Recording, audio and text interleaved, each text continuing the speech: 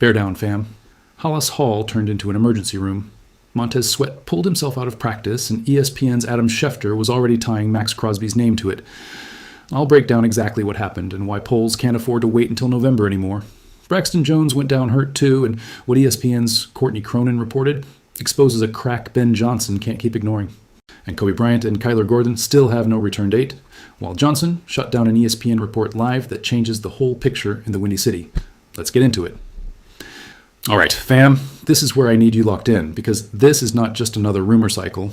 This is a real injury to the single most important player on the weakest unit of this roster at the worst possible moment of the calendar. Let us rebuild exactly what happened, because the order of events matters here. Thursday morning, during an 11-on-11 rep, Montez Sweat slowed down, stopped, and pulled himself off the field on his own. Kevin Fishbane of The Athletic described it this way, saying Sweat appeared to slow up during the rep and took himself off the field.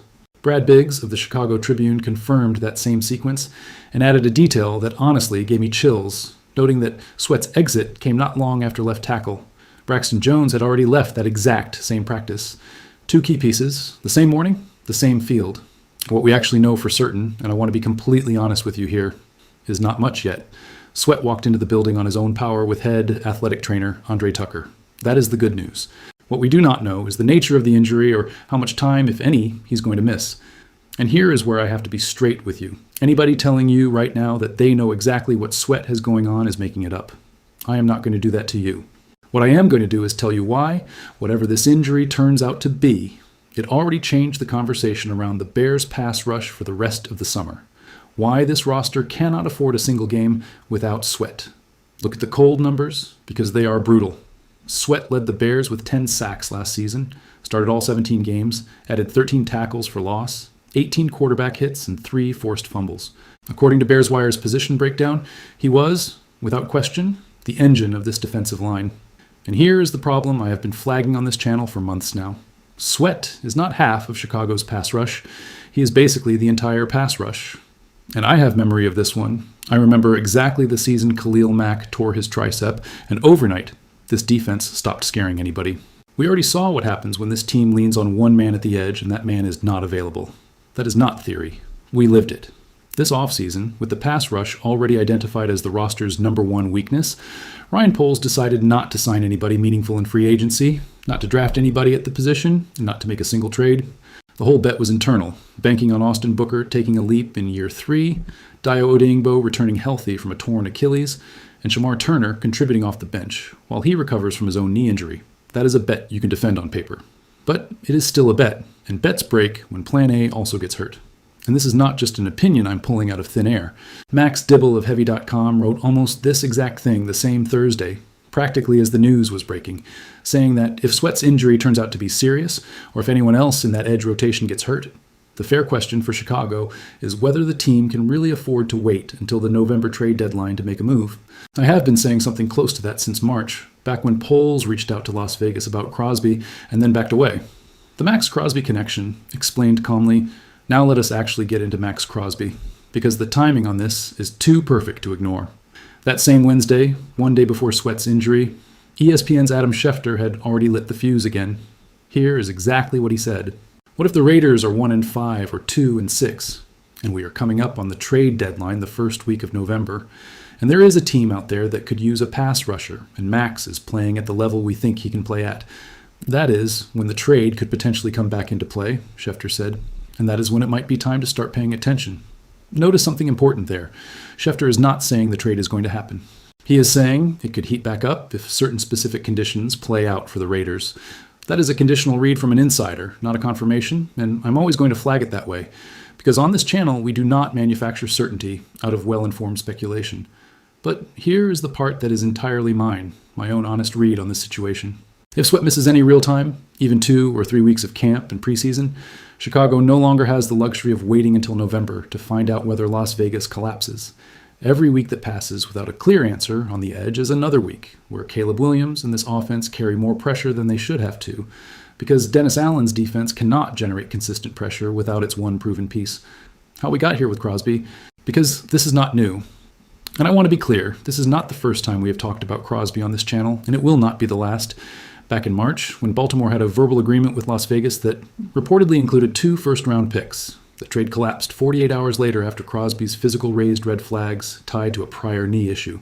POLES, as quoted by Fox Sports, said the Bears had monitored the situation, that sometimes it fits with the resources you have available and sometimes it does not, and that at that moment it did not fit.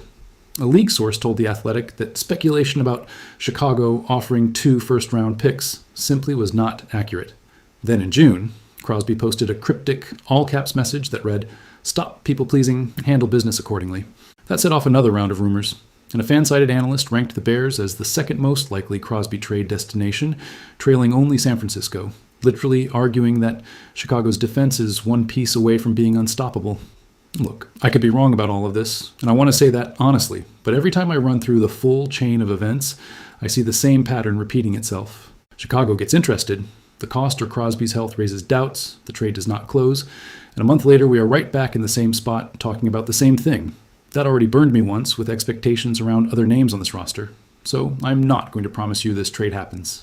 What I will tell you is that the urgency just jumped a full level, what Chicago would have to pay, and why it is still worth it. Let us be realistic about the numbers.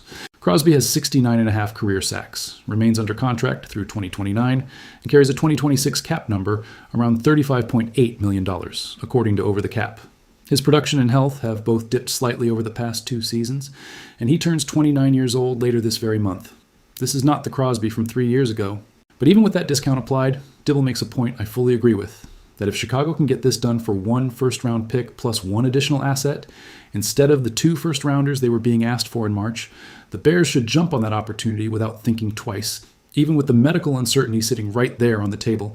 And Chicago is not the only team watching this. Jadavion Clowney is already with Houston. Joey Bosa is strongly considering retirement. Atlanta is almost certainly about to enter the market for a veteran edge defender after losing Jalen Walker for the season to a torn ACL. Minnesota and Green Bay both profile as candidates too. This market is shrinking in real time, and every week Polls waits is a week where the price for Crosby, or for any real alternative, can climb because of demand from other teams with the exact same need. Here is my conditional prediction, and I want to lay it out clearly. If this week's imaging confirms Sweat is going to miss real time, it would not shock me at all if Polls picks up the phone with Las Vegas again before August ends. If Sweat only had a scare and is back quickly, then yes, this probably cools back down until November, just like Schefter suggested. But the level of risk this roster is currently carrying at the edge position is no longer acceptable for a team that finished as the number 2 seed in the NFC last season and is supposed to be operating in full win-now mode. Okay, take a breath with me for a second, because this second story connects directly to the first one, and not in some subtle way. If the Bears' defense depends on 1 healthy man at the edge, the offensive line depends on 1 healthy man at left tackle. And that man also went down the exact same Thursday. Braxton Jones was working one-on-one against defensive end Austin Booker when something happened on his second rep. ESPN's Courtney Cronin reported that Jones had a visible look of pain on his face, like he was fighting back tears. He went back in for 1 more rep, then walked straight into the building with trainer Andre Tucker. The Chicago Sun-Times added a detail that says a lot about how raw that moment was, reporting that Jones ripped off his own helmet and threw it into the shrubs in front of the back entrance to Halas Hall, then paced for about 5 minutes before heading inside.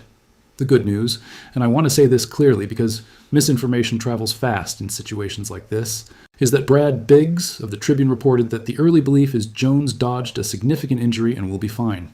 Multiple outlets, from Bears Talk to the Sun-Times, echoed that same cautiously optimistic tone. He still needs a full evaluation, but nobody on the ground was talking about a season-ending situation. Still, and here is where I cannot help but worry a little, this is not an isolated event. It is a pattern. Look at this man's full timeline. Last season, Jones opened the year as the starting left tackle, got benched in favor of Theo Benedette, and then Ozzie Trapilo, a second-round pick, won the job late in the season, right up until he tore his patellar tendon in the Bears' playoff win over the Packers. Rather than roll the dice on Jones against the Rams at that point, the team chose to move Pro Bowl guard Joe Thuney out to tackle instead. Sit with that for a second. The coaching staff trusted moving a Pro Bowl guard to a position that is not his natural spot more than they trusted putting Jones on the field in a playoff game. That tells you everything about how this staff actually views his durability. And this connects to something I have been saying on this channel for a while now, almost like a personal obsession of mine. This front office has a very clear pattern of being cheap at offensive tackle. This is not the first time. We saw it when Tevin Jenkins walked for nothing, and we are watching it happen again right here. This offseason, with Trapilo still recovering, the Bears brought Jones back on a one-year deal worth just $5 million, a number that, let us be honest, sits well below the market value of an average starting left tackle in this league. That number alone tells you the organization itself is not fully confident Jones can hold up for 17 games. They also brought in Jedrick Wills, a former first-round pick, as extra insurance, setting up a three-man competition between Jones, Wills, and Emagaji. Ben Johnson had said just a couple hours before this exact practice that he was hoping for clarity at the left tackle spot by the middle of next week. Every sign pointed toward Jones keeping the job, since he had been taking the vast majority of first-team reps. Now, with this injury landing right in the middle of that decision window, the clarity Johnson wanted gets a little more complicated, even if only for a few days. This was not just one isolated bad day at Hallis Hall either. During that same practice, safety Gervarius Owens was carted off after hurting his leg on special teams, and Chicago-born cornerback Dallas Flowers also hurt his left leg and had to leave with a trainer. When you see 4 players leaving hurt during the exact same session, including your 2 most important pieces on opposite sides of the roster, you cannot just call that bad luck anymore. You start calling it a pattern from an unusually physical practice, something ESPN Radio's Courtney Cronin also flagged, describing the session as unusually physical, with tempers flaring during 9-on-7 work. Listen to how this connects to what you just heard about sweat. The Bears walked into this training camp running 2 massive health bets in parallel, betting that the pass rush would hold up with young or recovering pieces, and betting that the offensive line would hold up with a left tackle who has spent the last 2 years walking in and out of the trainer's room. The exact same Thursday, both bets wobbled at the same time. That is not a coincidence you can just shrug off. That is the direct consequence of roster decisions that left almost no margin for error. And to close things out, fam, let us get into the part of this defense that was supposed to be the big upgrade of 2026 and is instead turning into the roster's biggest question mark. Kobe Bryant, the $40 million free agent addition Chicago pulled away from Seattle's Super Bowl champion defense, hurt his left knee this week on a coverage play against tight end Cole Kmet.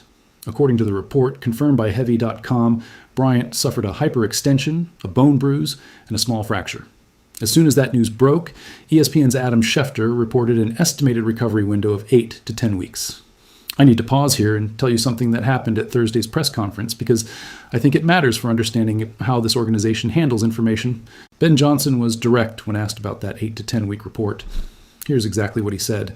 "I do not know where you guys got that. Hasn't been said here. I'll let you guys know whenever we know for sure what it looks like for him." According to Windy City Gridiron, Johnson added that the team is still, in his words, in the information collection stage. Now, this can be read 2 different ways, and I want to be honest about both because I do not have full certainty here. The optimistic read is that Johnson is correcting an inflated number, and reality might actually be better than what got reported. The more cautious read, the one that personally gives me more pause, is that a head coach does not usually go out of his way to publicly push back on an insider of Schefter's caliber, unless there's a real reason to do it, and that reason could be that the team itself does not fully know how serious this is yet. I could be wrong about which read is correct, but I would rather tell you there's real ambiguity here than pretend I have the answer. Meanwhile, on the other side of the secondary, Kyler Gordon still has no real update. The slot corner, who signed a 3-year, $40 million extension back in April, opened camp on the active, physically unable to perform list with a calf injury, and has now missed 8 straight practices. When Johnson was asked directly about Gordon, the answer was even shorter. No update, he said. Still continuing to rehab. Here is where I want to connect this to Gordon's bigger pattern, because this is not the first time we have covered this on the channel. During 2025, Gordon played in just 3 full games because of multiple stints on injured reserve tied to hamstring, groin, and calf strains. When healthy, and that is the key word, healthy, he plays like one of the better slot corners in the entire league. The problem is, Chicago has not seen that version of Gordon consistently for a long stretch of time now, and I am going to say something that might get me in trouble in the comments, but I genuinely believe it. This entire roster, not just the secondary, is built on a pattern of medical bets from Ryan Poles that we have been flagging on this channel for months now. Jarrett came in with a knee history. Odeyingbo came in coming off a torn Achilles. And now Bryant and Gordon, 2 $40 million signings, are both entering the season dragging injuries.